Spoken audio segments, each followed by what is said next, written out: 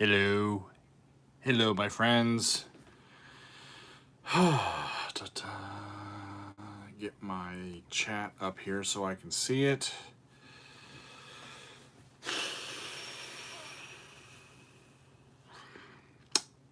Yeah. Hey, Smug.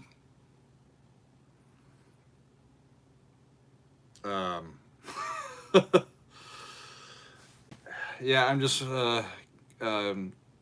what up, Kim? Hi, y'all. So,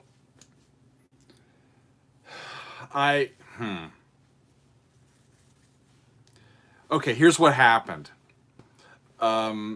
Today, this is actually one of my favorite videos that I've ever done because it's one of my favorite pieces that I've ever done. It's not a reaction at all. I've heard this song a few times.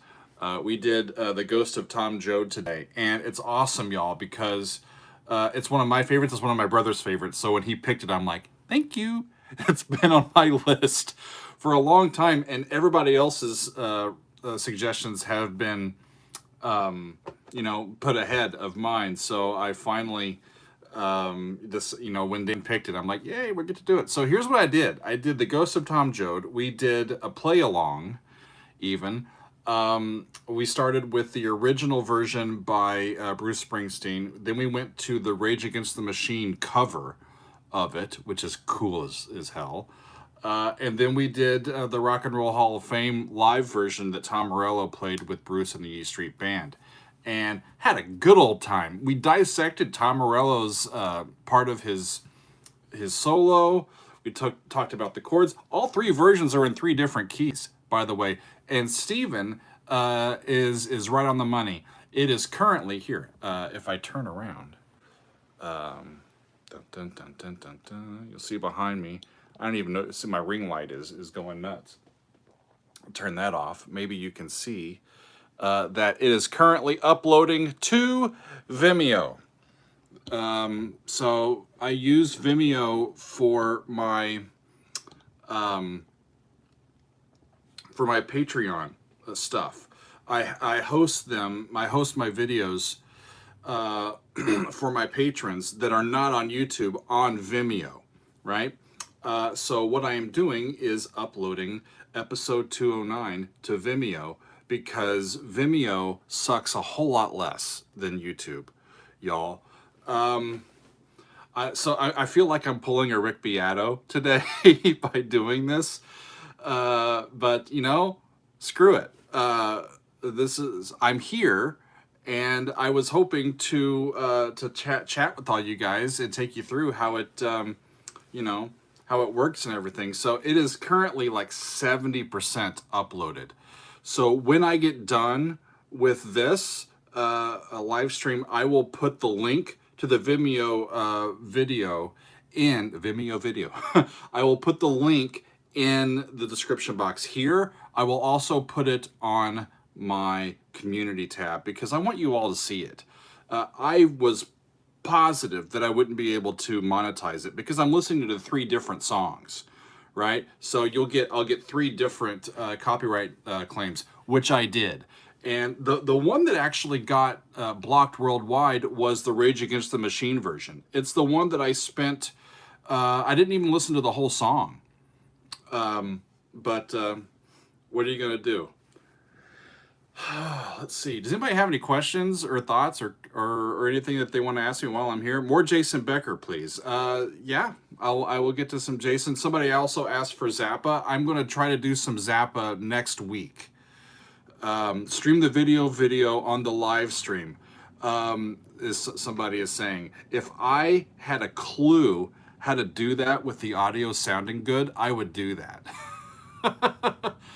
Yeah, now here they come. More of all that stuff. More. What about King Crimson? Yeah, King Crimson has the same problem.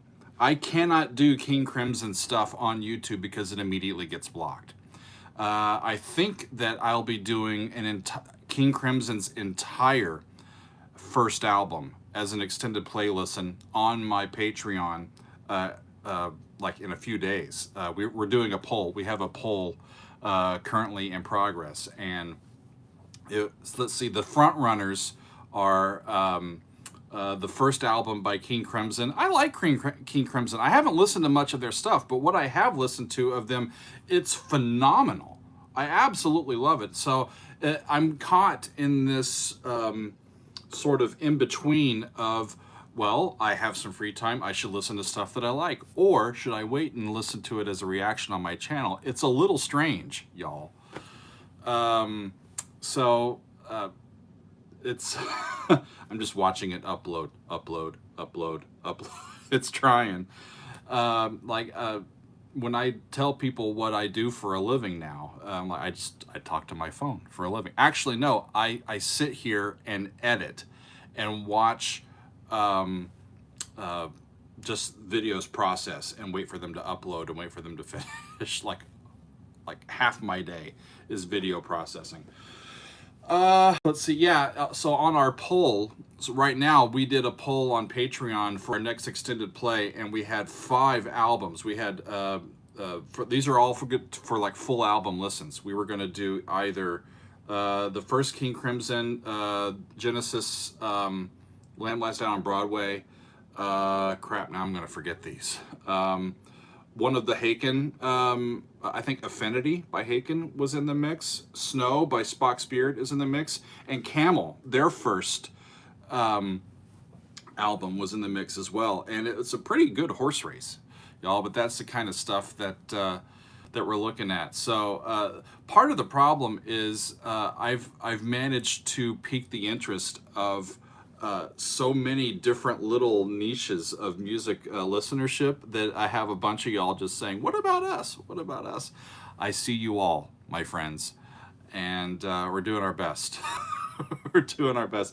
It is nice though to have anything that I do be in any sort of demand.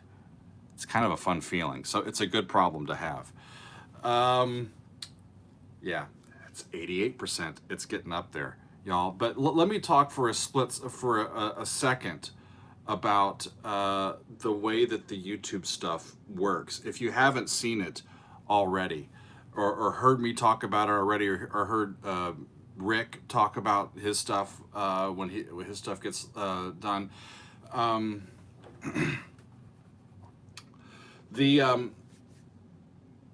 you do the video. Like for this one, I've got an entire day's work in it. This one, the Ghost of Tom Joad, I finalized my, I know this one, so I didn't have to do much, like looking into it, but, I double checked like dates and like the years that stuff came out, just so I had my notes set. And then, I recorded everything, and it took a good like couple hours, 3 hours to edit everything together to get it to the way that I wanted it to look. And then it's just waiting and waiting, and you do this and you do that and you upload it, and then like you have been told that your entire day's work has been banned from anybody seeing it. And the reason is, in my mind, just complete and utter bullshit, y'all. Somebody's saying Ennio Morricone. Wonderful, wonderful music. We should get into some soundtrack stuff, but I'd have to clone myself, I think, and so I could have some more time to get into all of this stuff. The way that it works is when you upload a video to YouTube, if you're using anything else on that's currently on the channel, or even really not necessarily, or I shouldn't say on the channel, on the platform,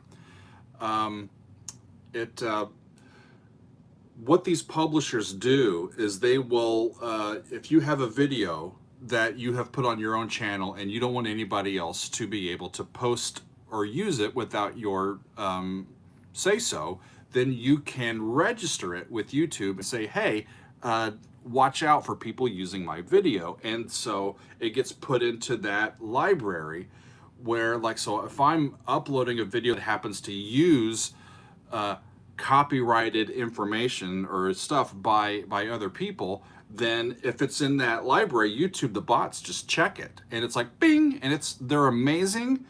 the technology that YouTube has come up with, the amount of time that they have spent, I'm sure, teaching these bots how to recognize this stuff, how fast they do it, and with the efficacy with how they do it, it's absolutely amazing. But it's completely ass backwards in terms of law, from what from my perspective, because yes, Bruce Springsteen wrote the song. Good on you. Bruce Springsteen performed the song. He recorded the song. He owns the copyright to that song. Rage Against the Machine did their cover. They put it out, and they did, so they. But what I am doing, in one, y'all know I talk over a lot of music, so I'm not putting this out there just because people can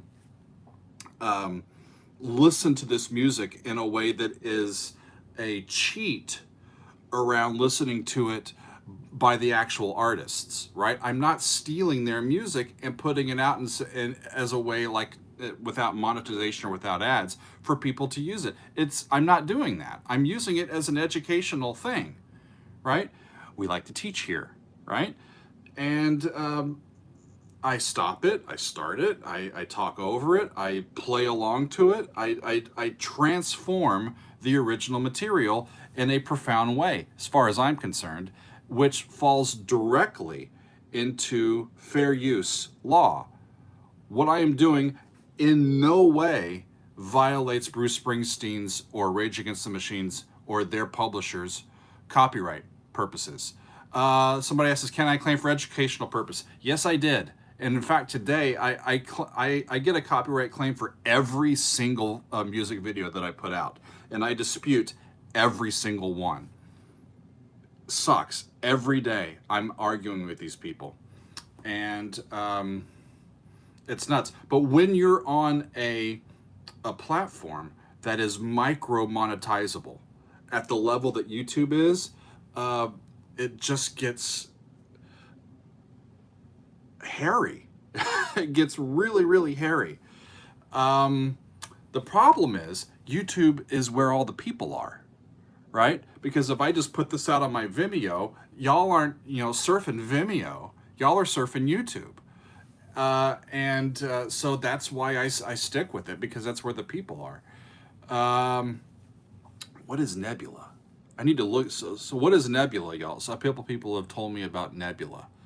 My video is processing. It is now uploaded, and it is processing on Vimeo. And I normally, when I upload stuff to Vimeo, I hide it so that it's private just for my patrons. But this one will be public. Anybody can look at it. Okay. Excuse me.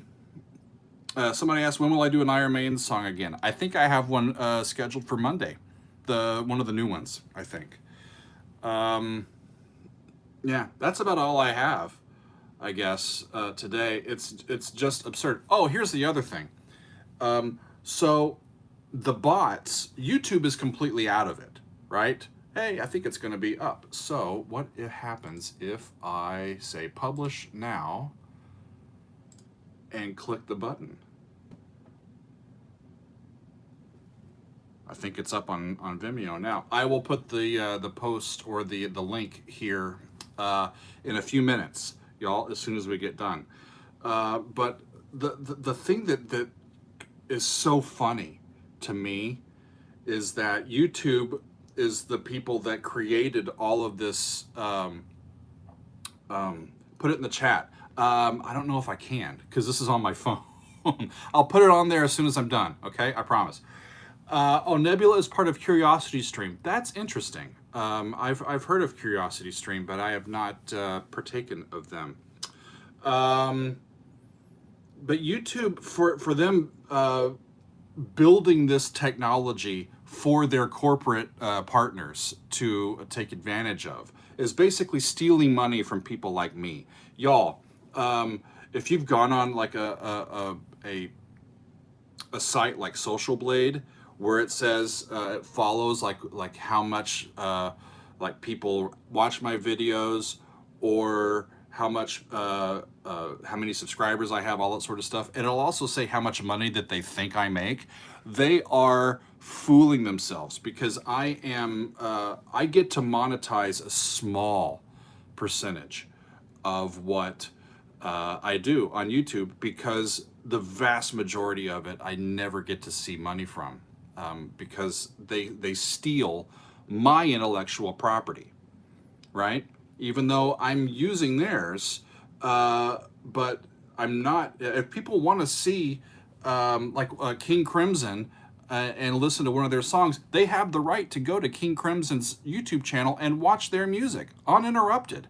But if they want to see some gray-haired Yahoo talking about what I think about it, then they come to my channel and watch the result of my training and my engaging personality, and the result of all of my own editing. It's bullshit. It's complete and utter